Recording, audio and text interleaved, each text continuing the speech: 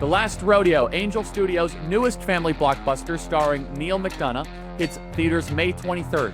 Become a premium member and get 2 free tickets to see The Last Rodeo on the big screen. Plus stream other Angel exclusives like Homestead, The Shift, and more. Help choose which movies get made and support films and filmmakers that share your values. Join the Angel Guild now at angel.com/Charlie. Don't miss The Last Rodeo, only in theaters. Just for context, I'm open to learning and being informed, but I do believe we have a disagreement when it comes to DEI. You think it stands for didn't earn it. Essentially that colleges are dropping the bar, but I think they're just opening the door. So for example, a recent Harvard analysis by Top Economics found that students from the wealthiest 1% of families are 13 times more likely to score in the 1300 plus range for the SAT than students from the poorest families. And I don't think that's because rich kids are 13 times smarter, but it's because they have access to better schools, private tutors, test prep, everything, right? And according to the University of California, they show that family background accounts for 40% of the variance in SAT/ACT scores among UC applicants.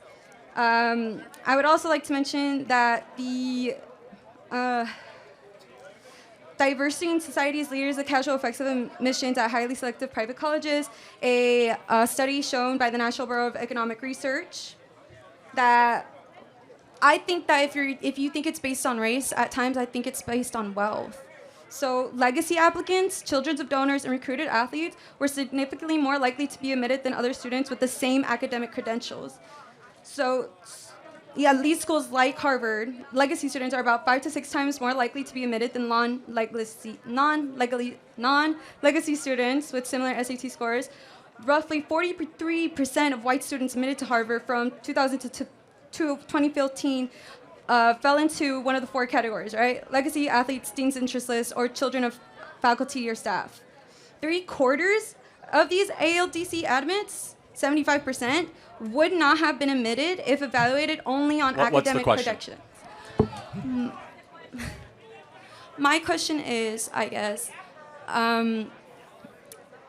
do you believe that DEI could possibly not stand for diversity, equity, and didn't earn it, but can stand for actual diversity, that diversity of abilities? When you go into a job or to a school, they don't just ask for your SAT score. They ask what kind of clubs you were into. They ask you to submit an essay. They are a holistic academic review. So why do you think it means didn't earn it? If maybe they got a less SAT score, but them as a person are just more well-rounded than the person who had all these tutors but did nothing outside of it. What yeah. Tell me do you know anything about the Students for Fair Admission case, the Supreme Court case at Harvard? I would love to hear about it. Yeah. So basically at Harvard, Asian and white students, they basically got 200 to 400 points knocked off of their score versus black and Hispanic students. So it was disenfranchising white and Asian students. So if you support DEI, let's say you're in charge. Do you think that we should have all test scores be weighed the same? Or do you think that certain ethnic groups should get certain points because of their race? I believe that we should acknowledge the fact that certain students have a different starting point, and I would love to give everybody the opportunity to get So how into many school. points should a black student get over a white student in admissions? I think that SAT scores and points shouldn't be the only thing referenced. But you have to answer the question, because the status quo... But it's not that black and white. It is. So it is, because that's why affirmative action was struck down by the Supreme Court. But we're not talking about affirmative action. We're talking about DEI. DEI is an outgrowth. Affirmative action is an outgrowth of DEI and vice versa. But let me give you another example of DEI. Do you think if I say to a group, let's say of Hispanic and black people, if I say you people, is that a microaggression? Say that again. I'm so sorry. If I was talking to a group of Hispanic or black people and I happen to say you people, is that a microaggression? I would think so, yes. Okay, I think that's insane. Why?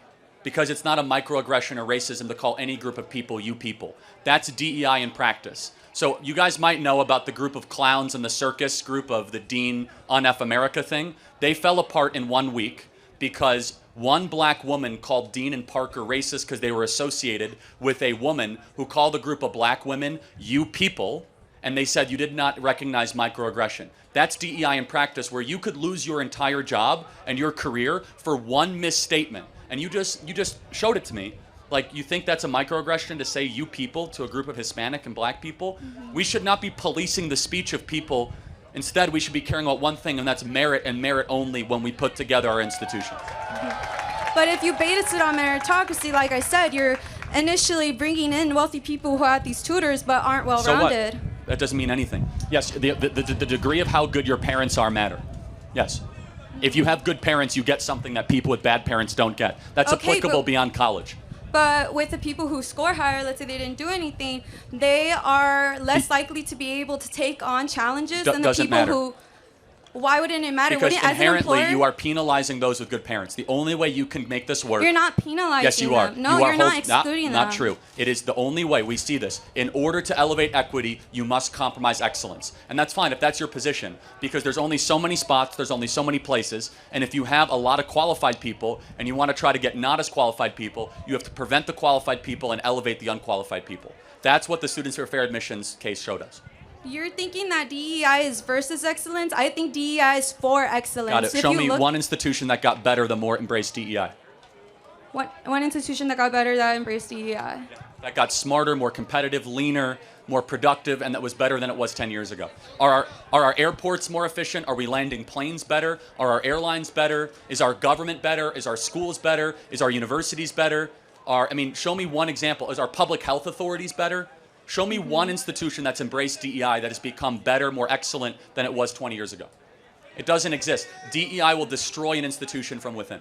Let me ask you another question. When COVID happened, they removed the SAT scores, yet the graduation rates for Harvard were still the same.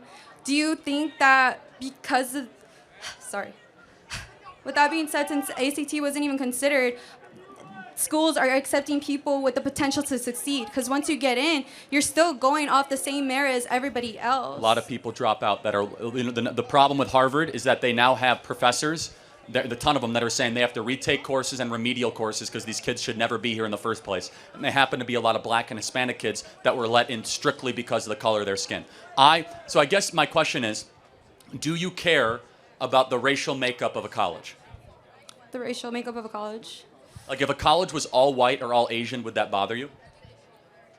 I think it would stop them from being able to see different perspectives and thus improve their systems and improve the quality of their operations. But why is diversity only skin color? Can't a bunch of white people also disagree? Well, think of it this way. If I like my mom went to the hospital or something, and let's say her English is good, but her Spanish isn't. Oh, her Spanish is good, but the English not so much, right? It would help that if a person who is Hispanic or no Spanish would be the one helping her. She'd feel more comfortable with that person because she understands and relates. Okay. You're in America. You should learn English. I don't know what to tell you, but... No, she is... Good. I'm not trying to be insensitive or cruel. But yeah, she would rather be with a Hispanic nurse versus one that doesn't, so she could speak comfortably. As an organization, you must prioritize something. We think that excellence should be we must have an uncompromising pursuit and commitment to excellence and not equity. And we believe the more that we embrace this kind of culture of mediocrity, excellence will slip.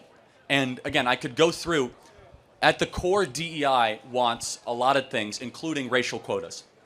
We don't believe in racial quotas. Our best institutions would fall apart with racial quotas. We want excellence quotas and the best and the ones that earned it to be able to get in those positions. Thank you for your good faith conversation.